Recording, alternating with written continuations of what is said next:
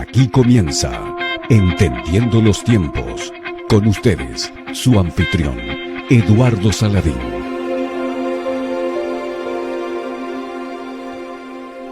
Bienvenidos a su programa Entendiendo los Tiempos.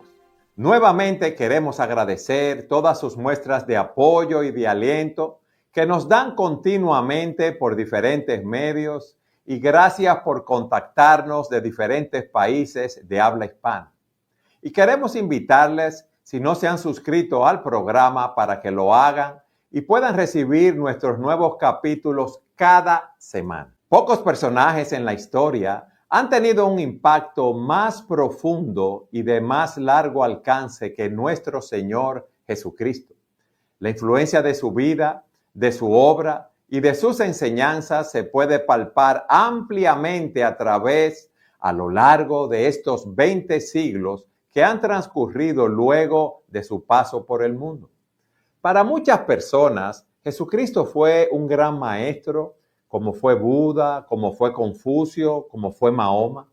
Sin embargo, nosotros los cristianos creemos que solo en Cristo está la verdad absoluta y solo en Él hay salvación. Y decimos esto porque es bueno entender que en esta sociedad pluralista, cuando hablamos de salvación, muchas personas dicen que todos los caminos conducen a Roma, que todas las religiones salvan, que lo importante es que seamos sinceros al creer. Y los cristianos, repito, decimos que solo Jesucristo salva. Y esto levanta mucha controversia, mucho antagonismo. Y estad siempre preparados para presentar defensa con mansedumbre y ser así entendidos de los tiempos. Y para hablar de este tema tenemos con nosotros a Sugel Michelén. Sugel, ¿qué tú dirías en relación a todo este antagonismo que se levanta, todos esos ataques cuando decimos que solo en Cristo está la verdad absoluta y solo en Él hay salvación? Bueno, lo primero que diría es que ese antagonismo no es nuevo, no hay nada nuevo debajo del sol, dice en Eclesiastés. Es interesante notar, Eduardo, que los cristianos fueron perseguidos en el primer siglo por el Imperio Romano, y la razón por la que fueron perseguidos no era porque ellos estaban predicando una nueva religión. Los romanos eran muy tolerantes con la religión que tuvieran los pueblos que ellos conquistaran, siempre y cuando adoraran al César, ¿verdad?, como el Curios o como el Señor. De manera que la razón por la que los cristianos fueron perseguidos en el primer siglo fue por la exclusividad del cristianismo. O sea, lo que molestaba a los romanos no era el hecho de que los cristianos adoraran a Cristo, porque vuelvo y te repito, normalmente los romanos asumían y de hecho adaptaban las religiones de los pueblos conquistados. El problema es que los cristianos decían, solo Cristo es el Señor, solo Cristo es el Curios. Nosotros no adoramos a nadie más porque en nadie más está la salvación, porque en nadie más está la verdad. Y eso fue lo que levantó esa fuerte oposición a la fe cristiana durante los primeros 3 siglos de la historia de la iglesia. Luego, más adelante, cuando nosotros llegamos al siglo XX, sobre todo después de la segunda mitad del siglo XX, la Segunda Guerra Mundial provocó que algunas personas se preguntaran, oye, ¿qué podemos hacer para que el mundo no vuelva a ver una guerra igual a esta? Y la respuesta, Eduardo, fue interesante. Debemos acabar con todos los dogmas. Es el dogmatismo lo que vuelve al hombre tan beligerante, por la que se levantan las guerras, y por lo tanto echemos fuera toda religión, toda declaración que pretenda ser la verdad absoluta. De manera que a partir de la segunda mitad del siglo XX y durante todo el siglo XXI, lo que nos lleva del siglo XXI, el cristianismo sigue siendo un flanco de ataque por parte del mundo secular, precisamente por la exclusividad del cristianismo. Mira, Eduardo, tú puedes practicar yoga, tú puedes ser budista, tú puedes creer en el yin y el yang, puedes creer en muchísimas cosas y nadie te va a molestar por eso. Pero desde que uno dice que uno es cristiano, inmediatamente te tildan de que tú eres un intolerante, de que tú eres un recalcitrante, de que contigo no se puede hablar, porque a la gente le molesta la exclusividad del cristianismo. Sugel, ante lo categórico de esa declaración que tú has hecho, muchos pueden decir que los cristianos somos unos presuntuosos. ¿Qué tú dirías a esto? Que es irónico que muchas personas digan admirar a Cristo, pero al mismo tiempo no aceptan la exclusividad del cristianismo, porque no somos los cristianos los que decimos eso, Eduardo, es Cristo que lo dice. O sea, en otras palabras, si yo creo que Cristo era un hombre que hablaba la verdad, entonces yo tengo que aceptar la exclusividad del cristianismo, porque Jesús no da chance para que haya nadie más al lado de él.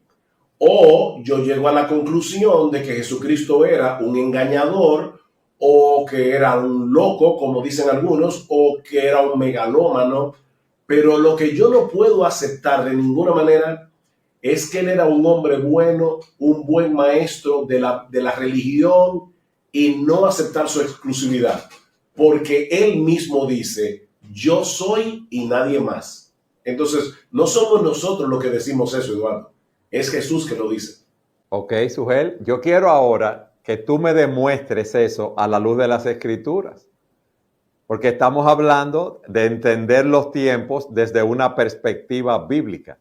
Y a mí me gustaría escuchar esa argumentación a través de la Biblia. Mira, hay muchos textos, de verdad, muchos, que yo te puedo citar.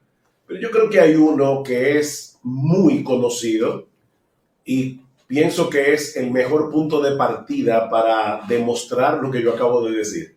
En Juan 14:6, el Señor está lidiando con la tristeza de los discípulos porque Él les ha dicho que se va, pero le dice, no se preocupen, yo voy a volver por ustedes y voy a prepararles un lugar para vosotros. Y Tomás le pregunta al Señor, nosotros no sabemos a dónde vas, ni tampoco sabemos el camino. Y en ese contexto, en Juan 14:6, Cristo le dice, yo soy el camino y la verdad y la vida. Nadie viene al Padre sino por mí. Fíjate, aquí hay dos declaraciones que yo debo separar. Por un lado, Cristo dice, yo soy, y el texto original, que es el griego, es muy enfático. Es como si Cristo estuviera diciendo, yo mismo y solo yo soy el camino. Fíjate, Eduardo, que él no dice yo soy un camino entre muchos. No, yo soy el camino, yo soy la verdad y yo soy la vida. Ya con eso es suficiente. Pero por si todo eso fuera poco, y si alguien no entendió, luego el Señor añade, nadie viene al Padre sino por mí. De verdad, ¿tú lo quieres más exclusivo? O sea, definitivamente Cristo no da lugar para que tú le pongas al lado a nadie más. Él es el camino, Él es la verdad, Él es la vida. Y yo creo que sería interesante, Eduardo, poder desglosar esas tres declaraciones por separado. El camino, ¿qué significa eso? Yo soy la verdad. ¿Qué significa eso? Yo soy la vida. Tú mencionabas hace un momento. Eso es vital, Sugel, para poder entender el planteamiento, el poder desglosar que Él es el camino, la verdad y la vida. Yo no sé si tú te acuerdas, Eduardo, pero hace muchos años, cuando tú y yo éramos pastoreábamos juntos IBCJ, y estábamos en nuestros primeros años como iglesia, vino un predicador invitado, y ese predicador contó una anécdota interesante. Él dice que él predicaba la palabra en su iglesia y que había una señora del barrio que iba a la iglesia de él, pero no era creyente. Y una de las cosas que le molestaban a la señora era precisamente la exclusividad del cristianismo, del verdadero cristianismo. El asunto es que, yo no sé si te acuerdas de eso, pero dice que este pastor va al correo y se encuentra con esta señora. Y la señora le dice, usted, pastor, mire, yo entré por aquella puerta, usted entró por esta otra puerta, y sin embargo, los dos estamos en el correo. Y eso es exactamente lo que yo le digo, que hay varias puertas. Y entonces este pastor le dijo, muy irónicamente, le dijo, sí señora, pero cuando yo me muera, yo no quiero llegar al correo, yo quiero llegar al cielo. Y la única puerta para llegar al cielo y el único camino es Jesús. Y eso es exactamente lo que el Señor está diciendo aquí. De hecho, si te acuerdas, en Juan 10, unos capítulos antes de Juan 14, Cristo dice, yo soy la puerta. El que por mí entrare será salvo. Los que vinieron antes de mí son ladrones y salteadores. O sea, solo yo soy la puerta. Si tú no entras por mí, tú no vas a llegar al Padre. Y ahora Cristo dice, no solamente que Él es la puerta, Él dice, yo soy el camino para poder llegar al Padre. O sea, Él no dice simplemente, y esto es importante, yo vine al mundo para mostrarle al hombre cuál es el camino hacia la verdad. No, Él no dijo eso. Él no está diciendo, yo vine para señalarles por dónde ustedes deben encaminar su vida para llegar a Dios. No, Él está diciendo, yo soy el camino. O sea, a menos que tú no tengas una relación conmigo personal, tú no vas a llegar al Padre, porque el camino soy yo. Esa es la idea de esa expresión. Sugel, eso entonces descarta de inicio todos los otros caminos de todas las otras religiones. Oye esta declaración. Y me llama la atención, mira, me llama la atención, Sugel, ¿cuántas personas están tomando otros caminos que su fin es camino de muerte y no de vida? Yo voy a demostrar en un momento por qué solo Cristo es el único camino al Padre. Pero quiero darte otra declaración. Juan 8. Yo soy la luz del mundo. El que me sigue no andará en tinieblas, sino que tendrá la luz de la vida. O sea, fíjate. Cristo está diciendo, primero, que Él no es la luz de un grupo en particular. Yo soy la luz del mundo. En el mundo entero, Eduardo, no hay otra luz fuera de Cristo. Pero no solo eso. Él dice, el que me sigue no andará en tinieblas. ¿Qué significa eso? Que todo el que no lo sigue está en tinieblas. O sea, la declaración es, el mundo entero está en tinieblas, excepto si tú vienes a mí y me sigues a mí, porque yo soy la luz del mundo. Por eso es que vuelvo y te reitero, como decía C.S. Lewis, con Cristo no hay medias tintas. O tú aceptas que Él era quien Él decía ser, o tienes que rechazarlo como un engañador, como un megalómano o como un loco. Es que no hay otra posibilidad, Eduardo. Tú no puedes decir que Él era un buen hombre, un buen maestro, o como yo dije cuando yo no era creyente y alguien me preguntó, ¿qué tú crees acerca de Jesús? Y yo con ese aire intelectualoide le respondí, Jesús fue un gran hombre, un adelantado para su época. No, Él no fue ningún adelantado. O Él era quien Él decía ser, o yo no debo creer en Él, yo debo rechazarlo con toda la fuerza de mi corazón. De paso, ¿por qué yo insisto en lo que Él decía ser? ¿Qué es lo que Cristo decía de sí mismo? Que Él es Dios y Él es hombre.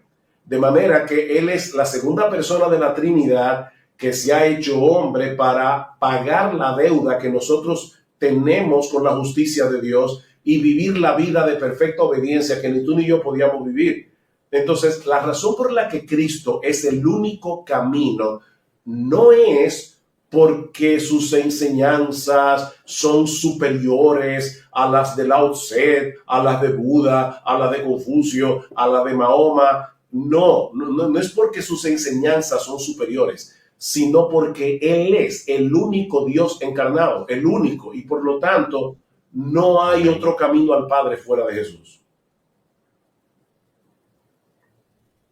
Sí, como dice la Escritura, ¿verdad? No hay otro camino, no hay otro nombre, no hay otro mediador, no hay otro nombre dado a los hombres en el cual puedan ser salvos, solamente en el nombre de Jesús. O sea, fíjate, el camino no es una filosofía, el camino no es una doctrina, el camino no es una religión, el camino es una persona. Es una persona que vivió una vida de perfecta obediencia a la ley de Dios y luego murió en la cruz porque iba a salvar a un montón de personas que habían violado continuamente esta ley. De manera que lo que sucede con Cristo es que cuando yo confío en Él, cuando yo creo en Él, su justicia perfecta es puesta en mi cuenta por medio de la fe sola. Así que Él es el único camino. Sujel, y si es el único camino, entonces es la única verdad, porque vamos a decirlo así, la verdad que Él proclama es la verdad verdadera, valga la redundancia. ¿Qué es esa verdad, Sujel? Yo creo que la mejor interpretación de ese pasaje la encontramos en el mismo Evangelio de Juan. En el capítulo 1, versículo 1, Juan dice, en el principio era el verbo, la palabra, el logos, y el verbo era con Dios, y el verbo era Dios. Y luego en el versículo 14 de Juan 1 dice, y aquel verbo fue hecho carne, y habitó entre nosotros, y vimos su gloria, gloria como del unigénito del Padre, lleno de gracia y de verdad. O sea, fíjate, Él es la palabra de Dios y por lo tanto toda la verdad que Dios nos enseña nos guía hacia Jesús. Eso es lo que está diciendo Juan. Y esa verdad, ese logos, esa palabra se hizo carne. Cuando un judío escuchaba esta declaración de Juan, pensaba inmediatamente en Génesis 1.1. ¿Qué dice Génesis 1.1? En el principio creó Dios los cielos y la tierra. Y la pregunta es, ¿y cómo creó Dios los cielos y la tierra? Por medio de su palabra. De manera que cuando Juan dice, en el principio era la palabra de Dios, el judío sabía inmediatamente que lo que Juan está diciendo es que Jesucristo es esa palabra poderosa de Dios por medio de la cual Dios actúa para crear y para salvar. Por eso dice, todas las cosas por Él fueron hechas, y sin Él nada de lo que ha sido hecho fue hecho. Dice en Juan capítulo 1, versículos 2 y 3. Así que Cristo es el creador, pero también es el mensaje final de Dios. De hecho, en Hebreos 1, una carta del Nuevo Testamento, dice, Dios, habiendo hablado muchas veces y de muchas maneras a los padres por los profetas, en estos postreros días nos ha hablado por el Hijo. El Hijo es el mensaje final de Dios, porque al final de cuentas, toda la palabra de Dios converge en la persona de Jesucristo. Ahora, ¿y qué si el que escuchaba eso era un griego o un romano y no un judío? En el principio era el Logos. Bueno, acuérdate que Juan escribió su evangelio en la ciudad de Éfeso. De hecho, tuve la oportunidad, el privilegio en una ocasión, por una razón de un viaje que di y pasaba por Turquía, estuve en Turquía, y Gloria y yo, mi esposo y yo, fuimos a ver en un lugar arqueológico donde se cree que estaba la casa de Juan. Ahora, ¿por qué es importante eso? Porque en Éfeso, en el siglo IV antes de Cristo, vivió un filósofo muy famoso llamado Heráclito. Y Heráclito decía que es impresionante ver cómo todas las cosas de este universo estaban en un constante movimiento y sin embargo, este mundo, este universo no es un caos, sino un cosmos, es decir, un sistema ordenado. Y la pregunta que se hacía Heráclito es, ¿cómo puede ser eso posible? Su respuesta fue esta: hay una razón universal, impersonal, que gobierna todas las cosas. ¿Y sabes, Eduardo, cómo le llamó Heráclito a esa razón impersonal que gobernaba todas las cosas? Le llamó Logos. Exactamente. ¿Cómo le llamó Logos? Entonces, si el que está leyendo el Evangelio de Juan no es un judío, sino un griego, Heráclito fue un filósofo muy famoso para los griegos y él va a pensar inmediatamente, lo que Juan está diciendo es que ese Logos no es una razón impersonal, es una persona divina que se llama Jesucristo. Entonces, ese Logos es el que mantiene todo este universo funcionando como debe ser. Es por eso, Eduardo, que Jesucristo no es únicamente una verdad religiosa. Jesucristo es la verdad. Cuando tú quieres interpretar la vida, cuando tú quieres interpretar de dónde venimos, por qué estamos aquí, cuál es el propósito de nuestra existencia, y tú sacas a Jesús de la ecuación, ya tú te vas a extraviar. Tú no vas a llegar a la verdad. Así que Él no es únicamente la verdad religiosa, por decirlo de alguna manera. Jesucristo es el catalizador de toda la verdad, hermano. Toda la verdad. Porque Él es el creador de todo y Él es el que gobierna la creación. Como de hecho dice Pablo en Colosenses capítulo 1. Dice que Él es el que mantiene la cohesión de todo lo que existe. Increíble. Así que en Él están escondidos todos los tesoros de la sabiduría y del conocimiento. Toda persona que rechace a Jesús, por más educado que sea, y puede ser inteligente, Eduardo. Yo no estoy diciendo que son personas que no tengan inteligencia. No. Hay muchos incrédulos que son súper inteligentes. El problema es que les falta el lente necesario para poder contemplar la vida desde una óptica correcta. Jesucristo es la verdad. Es así, sujeto. Jesucristo es el camino, como tú has dicho. Jesucristo es la verdad. Yo quiero que tú nos expliques ahora este término y la vida. Porque yo estoy vivo. ¿Qué significa? Otra vez, volvamos a Juan. Porque fíjate, la Biblia se interpreta ella misma. En el capítulo 1, que yo te acabo de citar, dice lo siguiente. Voy a repetir de nuevo. En el principio era el verbo era con Dios, sí. El verbo era Dios. En Él estaba la vida y la vida era la luz de los hombres. Y ahí es que dice, todas las cosas por Él fueron hechas y sin Él nada de lo que ha sido hecho fue hecho. Juan está diciendo, en Él está la vida. Jesucristo es la vida. Y esa es una declaración que se repite una y otra vez en el Evangelio de Juan. Por ejemplo, dice, en Él estaba la vida, dice Juan. Más adelante en Juan 10:17 dice, por eso me ama el Padre, porque yo pongo mi vida para volverla a tomar. Nadie me la quita, sino que yo de mí mismo la pongo. Tengo poder para ponerla y tengo poder para volverla a tomar. Y luego en Juan 11, yo soy la resurrección y la vida. El que cree en mí, aunque esté muerto, vivirá. Luego en Juan 6, de cierto digo, el que cree en mí tiene vida eterna. Yo soy el pan de vida. Así que si bien es cierto que los hombres que no conocen a Jesús están físicamente vivos, la verdad es, Eduardo, que están espiritualmente muertos. Y eso lo que quiere decir es que ellos no tienen entendimiento espiritual y que están separados de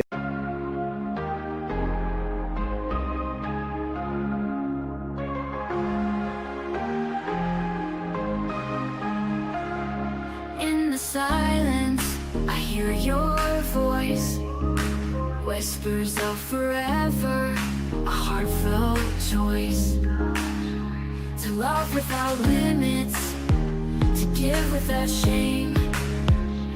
In your eyes my heart finds its flame. We'll chase the sunset, we'll dance in the rain. Our love will shine brighter with every heartbeat's pain. We'll rise above the noise, our love will be the light. In the darkest of nights, we'll find our way to the light. Lost in the moment, our love will ignite. Forever and always, we'll shine with all our might. In your loving arms, I find my peace of mind. With you my heart beats in perfect time. Your touch is my solace, my guiding star. With every kiss my heart beats near and far. In your loving eyes I see my future bright. With you my love, I'll take flight. We'll chase the sunset, we'll dance in the rain. Our love will shine brighter with every heartbeat's pain. We'll rise above the noise, our love will be the light. In the darkest of nights, we'll find our way to the light. Lost in the moment, our love will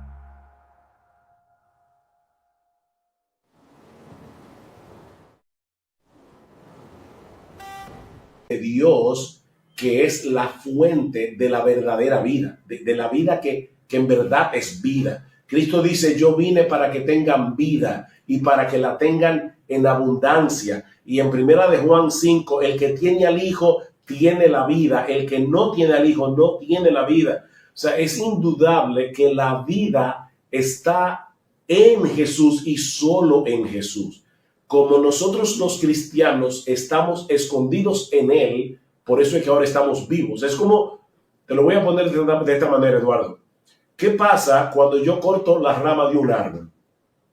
¿Qué sucede?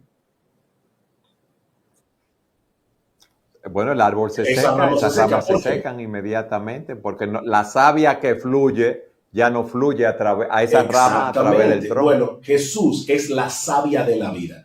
Si yo no estoy conectado a Él por la fe, yo no tengo vida espiritual. Yo tengo vida física y yo puedo moverme en este mundo físicamente, pero yo no tengo vida espiritual. Yo estoy separado de Dios. Yo estoy en tinieblas. Yo no puedo interpretar correctamente las cosas. Estoy muerto y cuando muera físicamente, voy a morir espiritualmente por toda la eternidad. O sea, lo que yo tengo ahora, el pecador tiene ahora la oportunidad de creer en Cristo y como dice el Señor, de cierto digo, el que oye mi palabra y crea al que me envió, tiene vida eterna y no vendrá a condenación, sino que ha pasado de muerte a vida. Si tú no tienes a Cristo, tú no has pasado de muerte a vida. Todavía estás muerto espiritualmente hablando. Sugel, pero como decíamos al inicio, hay muchas personas siguiendo muchas corrientes filosóficas y de pensamientos y religiones que los están llevando entonces a un camino de muerte. Fíjate lo que dice el texto que tú leíste. Yo soy el camino, la verdad y la vida. Nadie viene al Padre si no es por mí. Entonces, son muchas las personas que están muriendo sin haber seguido ese camino, esa verdad y esa vida. No, yo me voy a ir más lejos, Eduardo. Hay muchas personas que creen, entre comillas, en Jesús y también van camino al infierno. Porque el tema no es simplemente creer en Jesús, es creer en Jesús como el Dios encarnado que murió en una cruz por mis pecados. O sea, yo puedo decirte, no, pero mira, yo tengo mucha fe en Jesús. Cuando yo tengo un problema, yo le pido a mi Jesús que me resuelva ese problema. O sea, yo puedo creer en Jesús, como yo he dicho muchas veces, ¿verdad? Como una mezcla de psiquiatra todopoderoso con genio de la lámpara de Aladino. Y eso no me va a llevar al Padre, porque ese no es el Jesús de la Biblia. Entonces, lamentablemente, Eduardo, hay muchísimas personas en el día de hoy que dicen creer en Jesús y van camino al infierno. Y eso no lo digo yo, eso lo dijo Jesús. En Mateo capítulo 7, Cristo dice, no todo el que me dice Señor, Señor, entrará en el reino de los cielos, sino el que hace la voluntad de mi Padre que está en los cielos. Y ahora escucha, muchos me dirán en aquel día, pero Señor, Señor, y no profetizamos en tu nombre, y en tu nombre hicimos muchos milagros, y en tu nombre echamos fuera demonios. Y yo les declararé, nunca os conocí, apartaos de mí, hacedores de maldad. Estas personas le llamaban a Cristo Señor. Estas personas hacían cosas extraordinarias, no en el nombre de Mahoma, en el nombre de Jesús. Y no eran cristianos. Dice, yo nunca los conocí. No fue que ellos eran cristianos y se descarriaron. No, yo nunca los conocí. Ustedes nunca fueron míos. Porque ustedes no aceptaron de mí lo que yo decía de mí. ¿Cuántas personas, Eduardo, dicen que creen en Jesús y sin embargo no creen que merecen el infierno por sus pecados? Pero Cristo dice que Él no vino a sanar a justos, sino a pecadores. Él no vino a salvar a los que se creen justos.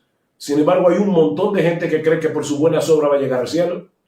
Y sin embargo, al mismo tiempo dice que creen en Jesús. No, óyeme, amigo, mira, si tú estás viendo este programa, si tú crees que por tus buenas obras, por tu decencia, por tu moral, por la forma como tú llevas a cabo tus deberes religiosos, tú vas camino al cielo, tú no crees en Jesús.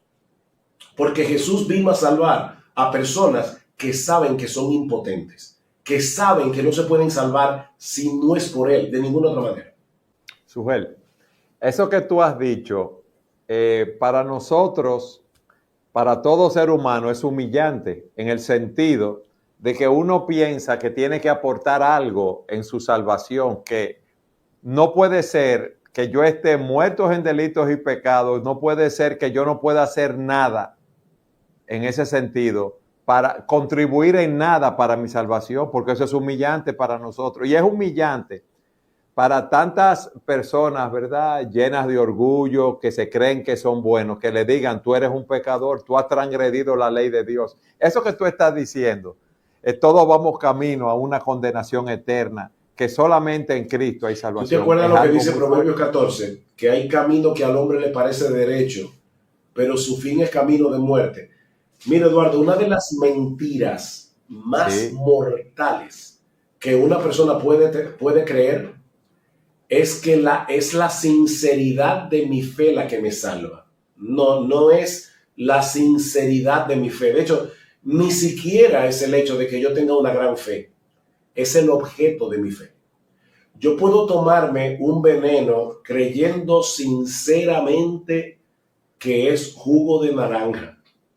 Y el hecho de que yo crea así es, con todo el corazón que me...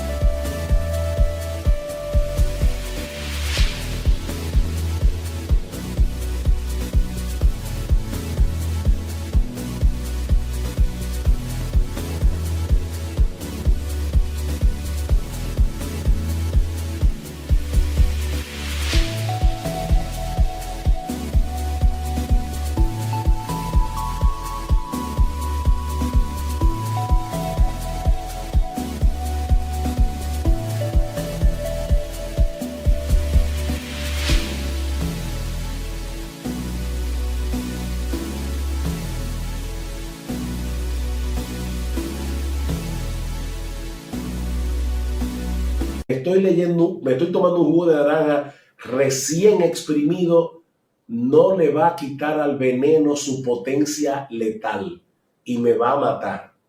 Porque no es la sinceridad, Eduardo, es el objeto de la fe. Y el único objeto correcto de fe es Jesucristo. En ningún otro hay salvación.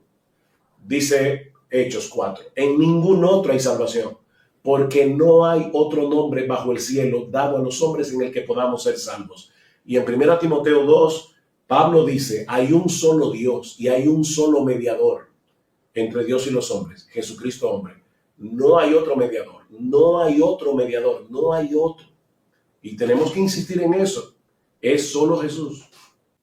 Sujel, al inicio decíamos que nosotros, que para muchas personas es chocante cuando uno habla de la exclusividad de Jesús como el camino, la verdad y la vida. Y muchas personas lo que hacen, que nos tildan de orgullosos, de prepotentes. Y muchos dicen en el lenguaje diario, ustedes creen que tienen a Dios agarrado y que son los únicos que se van a salvar. Pero a la luz de lo que tú nos has explicado, esa es una realidad. Y a mí me gustaría, en el minuto que nos queda de programa, que tú des una última exhortación en este sentido. Ok, una cosa es que nosotros proclamemos la exclusividad del cristianismo y otra cosa es que seamos unos odiosos, irrespetuosos.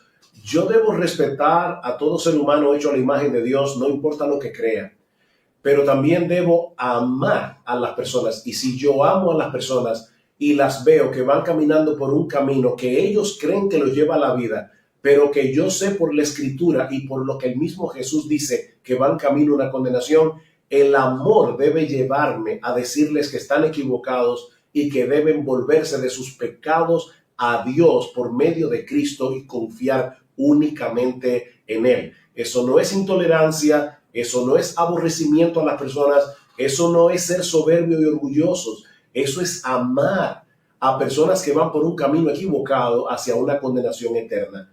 Solo en Cristo hay salvación, solo en Él y en nadie más. Sugel, gracias por haber estado con nosotros.